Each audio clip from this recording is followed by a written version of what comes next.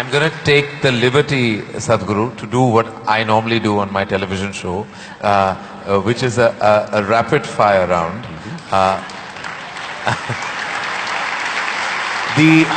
Normally the end of this round… When I was young, I watched a lot of, Wild West movies. Right. When you fire, I also fire, all right? No, but no, I promise you, this is not that kind of… You're not in my line of fire at all. I will not take the liberty of being that person. These are just quick questions which when I ask for one word, you have to stick to that. Because sometimes you have a tendency of not exactly answering the question asked. But you give such a profound and prolific retort back that it makes you very satiated. But in this case, my only request is that if it's one word, then it's just one word. Okay. And the end of this, normally, you get a hamper, but in the absence of a hamper here, you already have something, right? Yes. So, or this beautiful bouquet that is right next to you. But so there's no hamper, but you will get my utmost gratitude. Thank you. All right, very simply, what is the one thing that is essential to living a balanced life? Sense.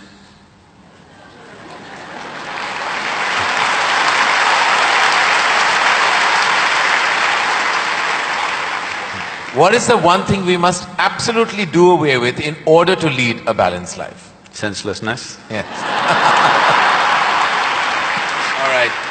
I thought that was coming. First thing that comes to your mind when I say the following, the first thing, organized religion. Madness. Marriage. Cohabitation. Competition. Stupid. Money. Useful. Love.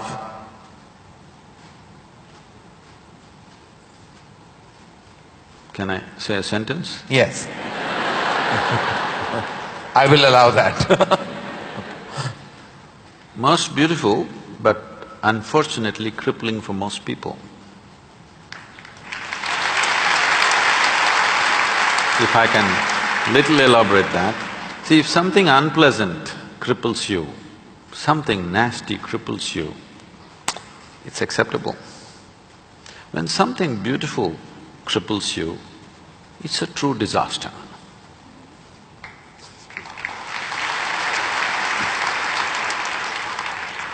If you could ask one person, alive or dead, one question, who would you ask and what would that be?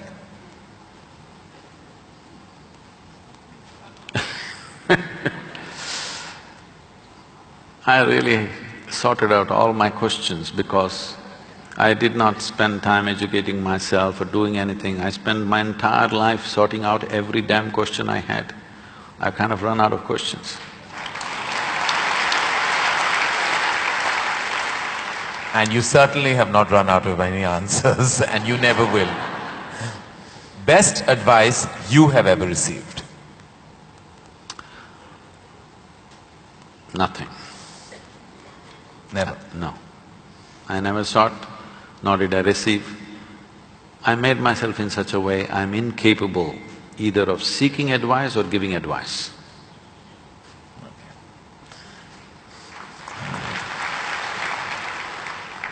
In an imaginary, completely hypothetical situation, if you had a day off with no commitments, no responsibilities, what would you spend the day doing? Oh, there are a lot of things, this can't be one word. No, it's not one word.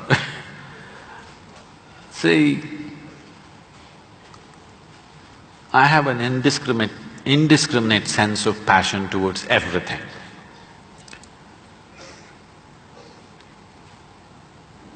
There were lots and lots of things I did at one time, but these days time is not allowing me to do that, so generally if I have little time, all I do is play golf. Because that's safe and within the city and I can get back in time for something else to be done. But if an entire day is left to me, which they have not done for a long time, They've not left it to me. If that happens, I will close my eyes and sit, because that is the best, I am at my best when I truly have nothing to do.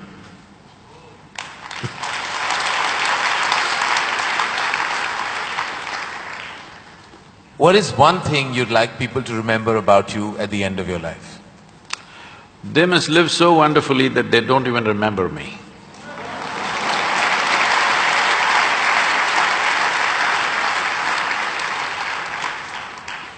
If you found a way to travel through time, where would you go?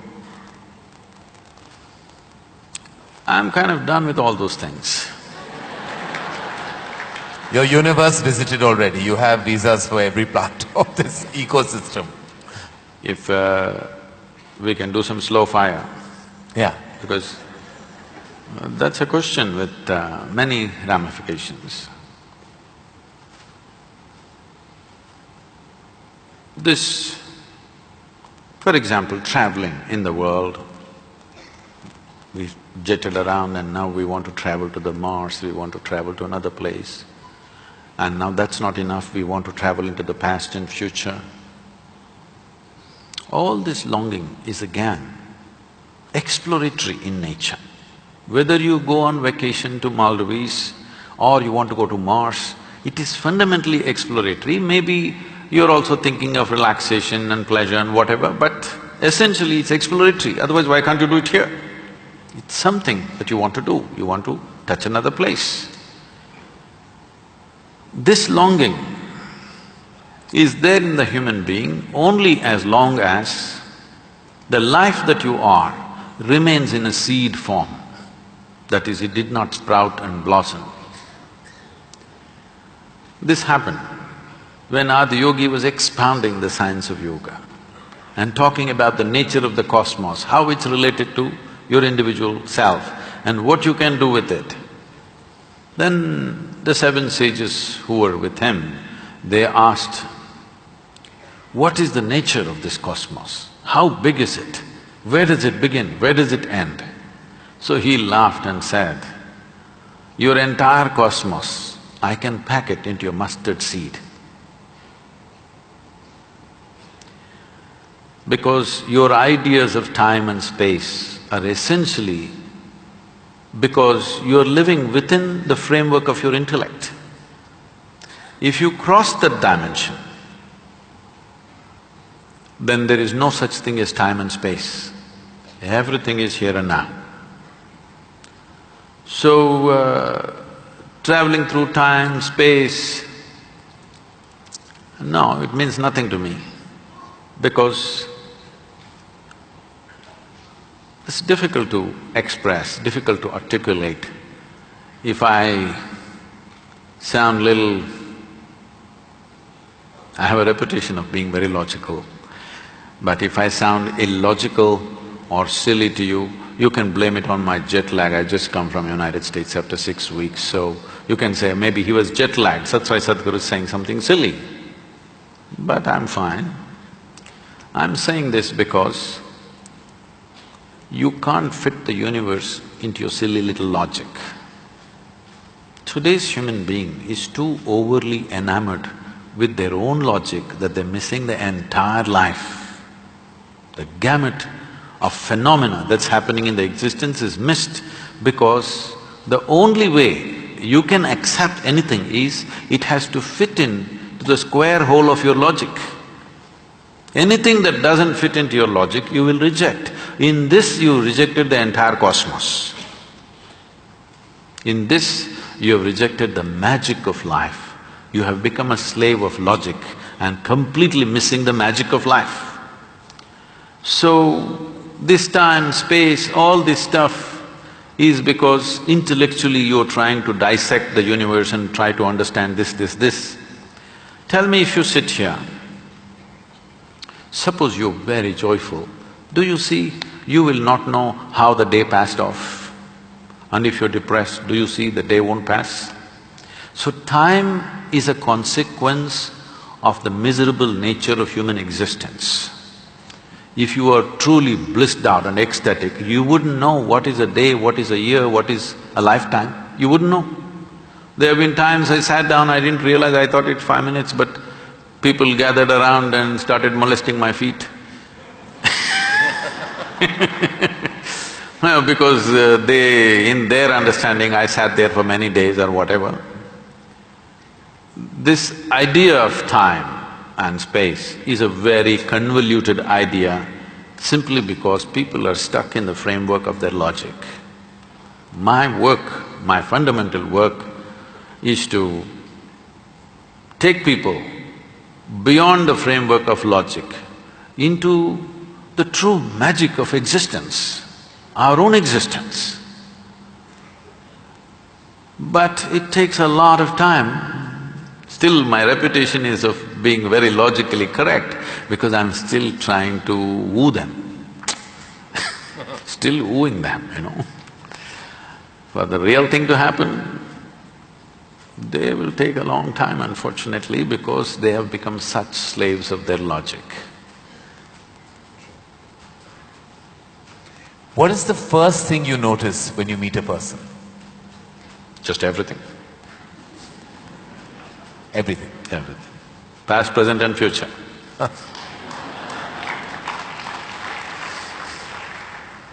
Is it more important to do what you love or love what you're doing? One word or more? The choice is entirely yours. See, if you are an intelligent person, you will try to do what you love most. But if you're a genius, you will do just what is needed.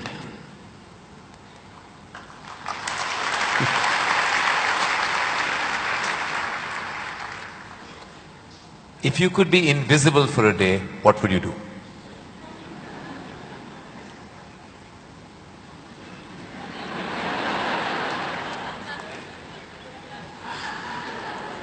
You wouldn't know?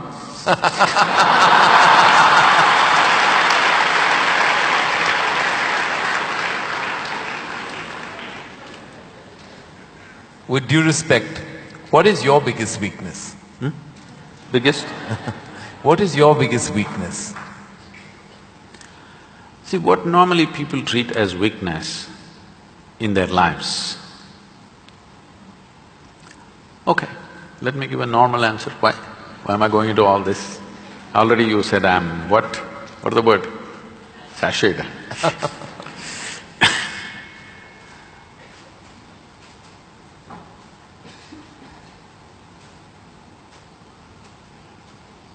My biggest weakness is I love danger. Without danger I cannot live. I need to do something which keeps me on the edge of being mortal, being alive and dead. I want to walk that line all the time. Every day I'm stepping on it one way or the other. Is it a weakness? I don't think so, but people think, Sadguru, you shouldn't risk your life like this. But if there's no risk, I feel I'm not being… because most of the time in my life, for whatever I'm doing, I don't feel tested. It's only in moments of danger that I feel little tested. So my weakness is, I like to be stretched, you know. For all the time when I was riding across India and later on I started driving, my only wish was that to find a machine which will test my skills. Always found the damn things broke down if I took it to my limits. These days recently I'm beginning to get to do a few machines which are testing me, whether I can push it all the way or not. Maybe that's because of my age. No. If I had met them much younger, I think I would have managed to work around them. One thing the world doesn't know about you. They don't know a thing about me.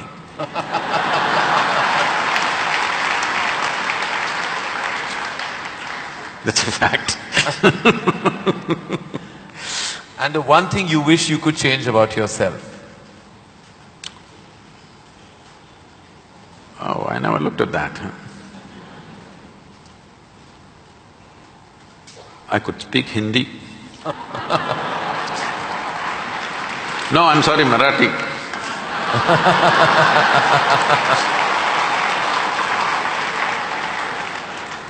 The one thing you wish you could change about the world? Oh, a lot of things. One. Human beings. Desperately in need of. Sir, what would you consider to be your greatest achievement? I don't think there's any. Because I always fall woefully short of my own expectation of what I could do. So I never feel anything is an achievement. Is there a song you love and can listen to all the time? Oh. I somehow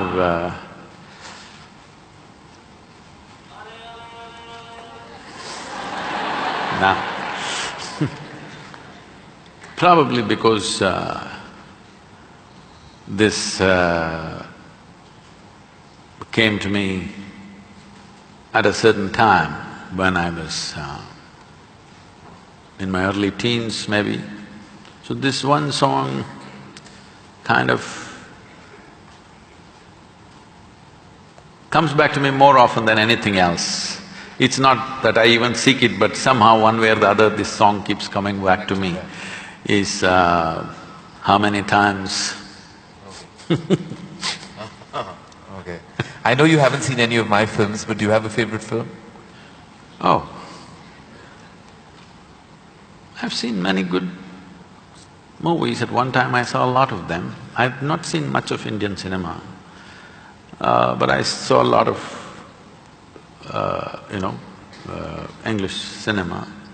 But one movie that I thoroughly enjoyed at that time, because on that day the way things happened, many life situations fell together and everything, was Roman Holiday. Oh. Well, I have to say that that's the first film I've ever seen in my life. My mother took me to the cinema. Here we are. It is true. Roman Holiday is the first film I ever saw. It was my introduction to the big screen. I'm glad I have something in common with you. That image of Audrey and Gregory Peck is somehow just stayed with me. Wonderful. It was probably my age. Yeah. Oh, it must have been. Something you enjoy doing and wish you had more time for? I wish I had more time, because I made myself like this, that there is nothing that I enjoy or do not enjoy. I make sure I enjoy everything that I do, including simply sitting quietly or talking to somebody or doing whatever, because my activity is not limited to one area, so many things. If you did not enjoy everything that you do and do not do, you will go insane trying to manage so many things. But I'll not go insane, because I enjoy being alive. Activities, anything is okay. Everything I do, I enjoy. Small things, big things, every kind of thing. Most profound things and silly things, I enjoy thoroughly. Should us all. Lastly, in a biopic made on you, who would play you? But who would make a biopic first of all? No, there would be lots of interested people. Maybe you should animate. No, I don't think you would want that. Well, that is the end of the rapid fire, and you totally deserve the hamper that doesn't exist on this platform. But it's a virtual hamper that I've given to you with my love, gratitude and deepest amount of respect. Thank you.